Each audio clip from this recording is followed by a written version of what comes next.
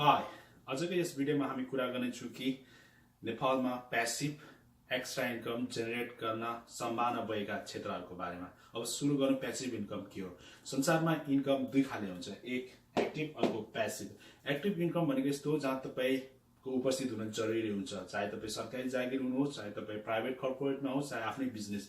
जुन दिन तपाईँ उपस्थित हुनुभयो, जुन दिन तपाईले आफ्नो काम गर्नुभयो, आफ्नो पर्फर्मेन्स दिनुभयो, त्यो दिन तपाईको कमाइ भयो। जुन दिनदेखि जबदेखि तपाईले त्यो छोड्नुभयो, तपाईको कमाइ या त तपाईको सोर्स अफ इन्कम आफै घटेर जानु। अब पैसिभमा चाहिँ कस्तो हुन्छ भनेदेखि तपाईले स्टार्ट गर्दाखेरि टाइम, एनर्जी, एफोर्ट दिनुहुन्छ, तर जब आफ्नो बिजनेसले गति लिन्छ त्यसपछि तपाईँ घरमै बसिराख्नुहोस् या सुत्नुहोस्, त्यही पनि तपाईको आफ्नो एकाउन्टमा चाहिँ प्रफिट डिपोजिट भइरहेको हुन्छ। र यो किन जरुरी छ भने संसारको जति पनि धनी मान्छेहरू, Bill Gates, Warren Buffett, Jeff Bezos या जति पनि सेल्फ मेड मिलियनियर, बिलियनियर्स सबैले एउटा हैन, दुईटा हैन, तीनटा, चारवटा, पाँचवटा मल्टिपल क्षेत्रमा चाहिँ इन्भेस्टमेन्ट गरेको हुन्छ क्या पैसिभ इन्कमको लागि। यो एकदम जरुरी छ हैन, किनभने हाम्रो लाइफमा अनसर्टेनिटी धेरै छ है। भोलि मार्केट यति भोलाटाइल छ है, इकोनोमिकल इम्प्याक्ट यति छ, कम्पिटिसन यति टफ पिकमा छ हैन।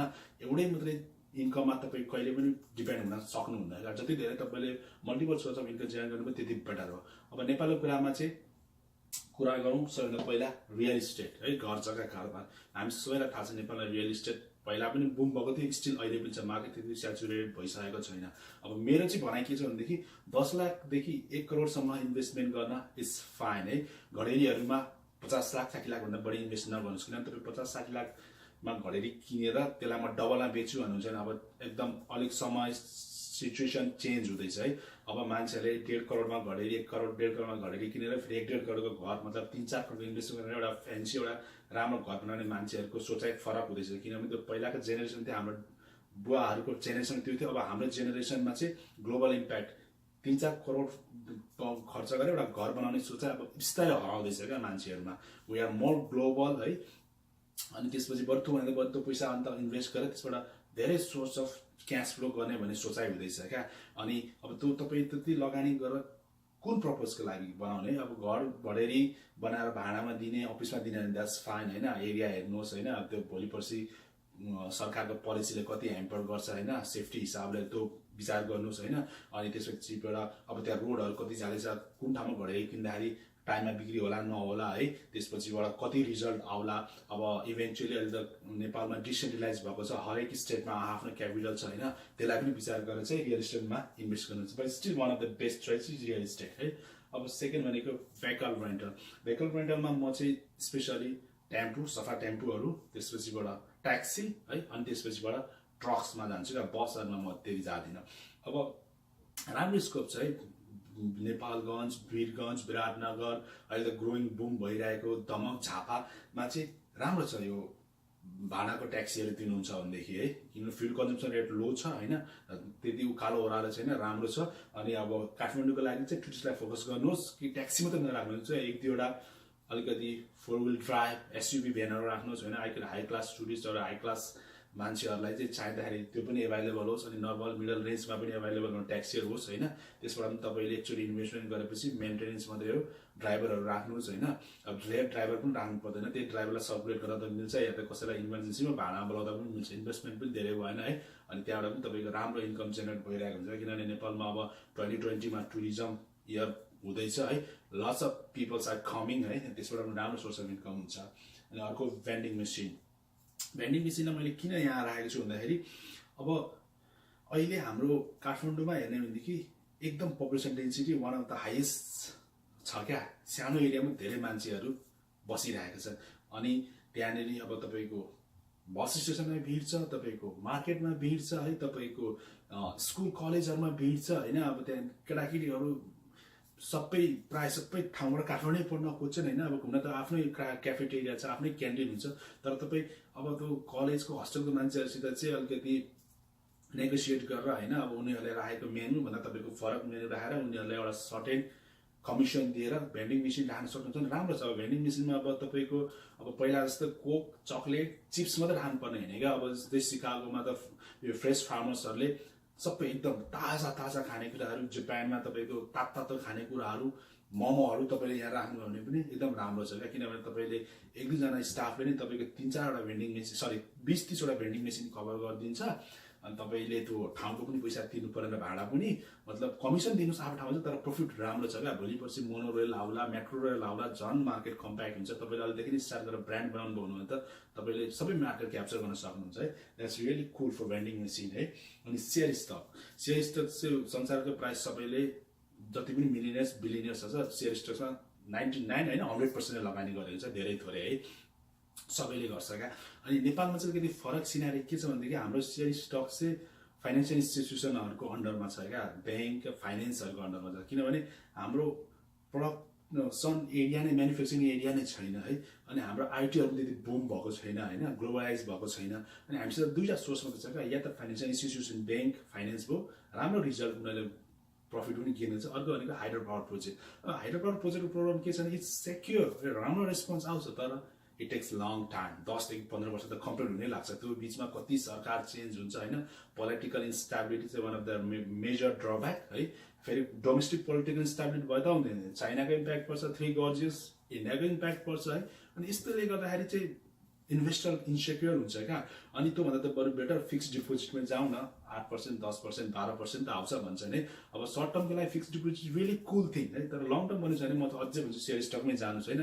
तपाईँको इन्भेस्टमेन्ट पोर्टफोलियोलाई डाइभर्सिफाई गर्नुहोस् होइन। Don't put every eggs in same next होइन। अब फरक फरक ठाउँमा लगानी गर्नुहोस् होइन, किनभने सेयर स्टक्समा इन्भेस्ट गरेको 7 देखि 7.5 वर्षमा तपाईँको इन्भेस्टमेन्ट डबल हुन्छ। अब यता ब्याङ्किङमा त तपाईँको कस्तो हुन्छ भनेदेखि इन्फ्लेसन यति बढिरहेको हुन्छ कि तपाईँले जति % रिटर्न पाउनुहुन्छ नि त्यो माइनस गर्दाखेरि खासै रिजल्ट राम्रो हुँदैन है। अब सानो स्केलमा 2-4 लाख 5 लाख इन्भेस्ट गर्नुहुन्छ भनेदेखि त गाउँघरतिर 100 लाख 3, 4, 5 मा ब्याज दर चलिरहेको छैन।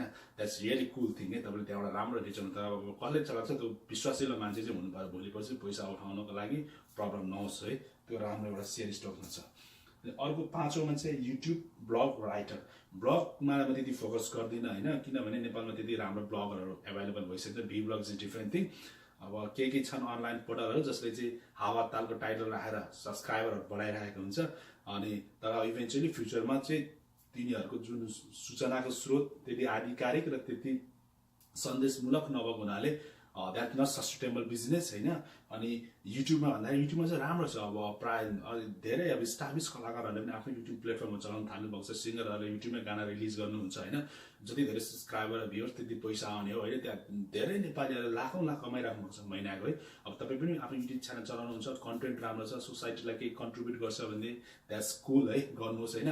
जे पाए त्यही राखेर प्र्याङ्क राखेर या त फाल्तु अनरिलेटेड टपिकको अनरिलेटेड सब्जेक्ट कन्टेन्ट राख्नुहुन्छ भनेदेखि सब्सक्राइबर हुन्छ, भ्युअर्स हुन्छ, राम्रो, तर इट्स अप टु यु है। म चाहिँ त्यसलाई खासै प्रमोट गर्दिनँ होइन। म चाहिँ खालि यस्तोलाई फोकस गर्छु जसले चाहिँ समाजमा सोसाइटीमा अलिकति राम्रो इम्प्याक्ट गरेको। जस्तै इन्डियाको जो स्टक है, one of the really good program. हुन त उनीहरूले टेटक्सको कपी गरेको, तर टेटक्स अलिकति हाई लेभलको हुन्छ क्या, वेस्टर्न लेभलको। जो स्टक चाहिँ हाम्रै सोसाइटी हामी जस्तै मान्छेहरूले गरेको हुनाले चाहिँ एकदम इन्सपायरिङ छ है।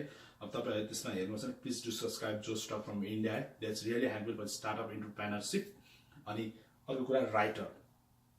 म यो राइटरमा चाहिँ मैले एकदम मलाई चित्त नबुझेँ क्या। नेपालमा राइटरहरू नभएको भने छ राम्रो राइटरहरू, तर उनीहरूले आफ्नो स्ट्यान्डर्ड इन्क्रिज गर्न सकेनन् क्या। अब भले इङ्ग्लिसमै लेख्नुपर्छ भन्ने छैन, तपाईँको कन्टेन्ट नेपालीमा पनि एउटा वर्ल्ड क्लास स्ट्यान्डर्ड छ भने त्यसलाई त फरेन ल्याङ्ग्वेजमा त मजाले ट्रान्सलेट हुन्छ नि होइन। अहिले भर्खर विनोद चौधरी, अब बिलियनर्स अलरेडी मान्छेलाई पैसा किन चाहियो है, तर अब उहाँको level of standard of high भएको हुनाले उहाँको चाहिँ अब ग्लोबल मार्केटमा राम्रो गइरहेको छ क्या। बाँकी छन् राम्रो बुकहरू छन्, सोच भन्ने छ है, तर ग्लोबल मार्केटलाई इम्प्याक्ट गर्ने बुक लेख्नु पर्यो। त्यो त भयो यता हाम्रो राइटरको फिक्सन नन फिक्सन। अब म अर्को कुरा भन्छ हाम्रो टेक्स्ट बुकहरूको लागि क्या। अब मैले बिएमा इन्जिनियरिङ प्रिपरेसनमा हाम्रो एकजना प्रोफेसर दिएको थिएँ, म नाम हुँदैन, 50-55 वर्ष हुनुहुन्थ्यो। दिनको त्यो टाइममा 3500 उहाँको मुखबाट बनाइन्छ स्यालेरी थियो घन्टाको। उहाँ दिनमा 17-18 घन्टा दौडिनुहुन्थ्यो क्या कोचिङ क्लास लिनको लागि। जति धेरै दौडिनु त्यति बढी पैसा। मैले त्यही भनेको छु कि त्यो एक्टिभ इन्कम हो। भले तपाईँ घरमा बसेर आरामले 1-2 वर्ष रेस्ट गरेर एउटा राम्रो टेक्स्ट बुक किन लेख्नुहुन्न? त्यसले चाहिँ तपाईँ 1 वर्ष तपाईँलाई लेख्नु टाइम लाग्ला है, कन्टेन्ट राम्रो। त्यसपछि तपाईँको बिक्री भएपछि तपाईँले त आफ्नो हरेक चिजबाट पढाउनै पर्दैन नि। 2-3 वर्षमा अपडेट गर्नुहोस्, अपडेट गर्न लगाउनुहोस्। रोयल्टी नै तपाईँलाई आरामले लाखौँ करोडौँ कमाइ हुन्छ नि। तपाईँ बुढेसकालमा स्कुटर मोटरसाइकलमा धाइराख्नु पर्दैन हरेक इन्स्टिट्युसन कोचिङ दिनको लागि है। आरएस खुर्मी, मरेर गए बुढो है सबै इन्जिनियरिङ बुक उसले लिएको छ अहिले एसियासँग टप बेस्ट सेलिङ अथर छ क्या अब ऊ त मरेर गयो उसको छोरा नातिहरूले पनि रोयल्टीबाट पैसा राम्रो करोड कमाइरहेछ क्या त्यही भएर सोच अलिकति फरक गर्नुहोस् क्या एक्चुअली टाइम एफर्ट दिनुहोस् तपाईँहरू त्यो लेभलको जसले चाहिँ दिनमा तपाईँको 60-70 हजार ट्युसन कोचिङबाटै कमाउनुहुन्छ यु हेभ समथिङ है त्यो 60-70 हजार कमाउनुलाई दिनमा कुद्नुभन्दा एउटा बुक्स लेख्नुहोस् भन्न खोजेको मैले चाहिँ जसको चाहिँ त्यो लेभलमा क्षमता छ उहाँहरूलाई है द्याट्स द डिफ्रेन्ट थिङ अब अनलाइन सेल्समा चाहिँ म तपाईँको त्यो online portal e commerce platform भनेको होइन क्या त्यो डिफ्रेन्ट थिङ त्यसमा धेरै प्रफिट हुँदैन because I was doing this for last 4 years है युएसमा नेपालमा गरिरहेको छु होइन त्यसबाट त्यो हुँदैन मैले चाहिँ भन्न खोजेको अहिले ग्लोबलाइज मार्केटमा हरेक देशको हरेक कुनाको इथियोपिया केन्या सुडानको सामानहरूले यति राम्रो मार्केट पाइरहेछ कि युएस युकेमा होइन त्यस्तै टिपिकल पूर्वमा जानुहोस् है पूर्वको तपाईँको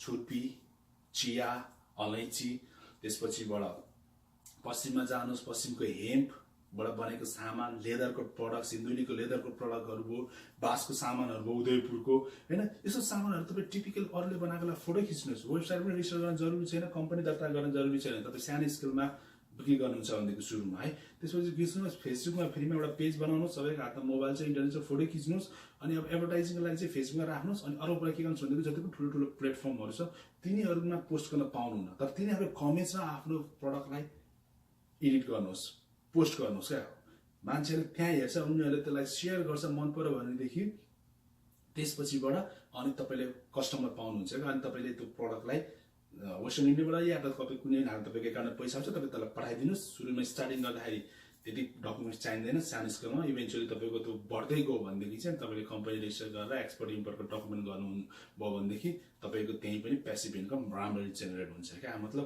अहिलेको टाइममा धेरै पढेर डिग्री लिएर राम्रो जब गर्नुपर्छ भन्ने चाहिँ there are lots of way of multiple source of income अब यो त भयो मैले बुझेको जानेको योभन्दा एक्स्ट्रा तपाईँको नलेज छ भने please to comments like, shares and subscribe.